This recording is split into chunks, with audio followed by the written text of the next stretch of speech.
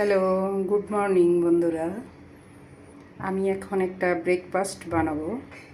এটা যেমনি ডেলিশিয়াস তেমনি হেলদি। আমি ফ্রাই প্যানে এখন বাটার দিয়ে দিলাম।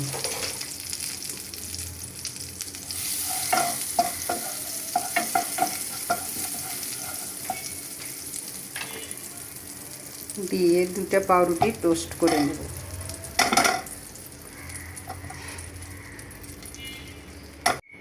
সেম বাটারে আমি এখন বানানা এবং খেজুরগুলি ভেজে নেব।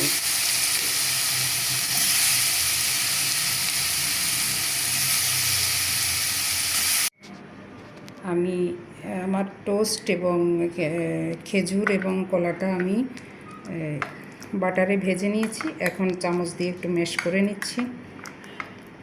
তারপর আমি এগুলি দিয়ে দেব সেই টোস্ট করা পাউরুটিতে। পাউরুটিটা আর একটু মচমচে হলে ভালো হতো।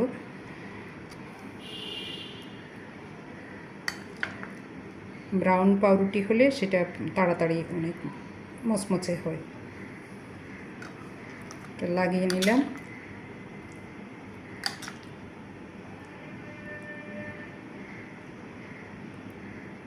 খেতে কিন্তু দারুণ বন্ধুরা।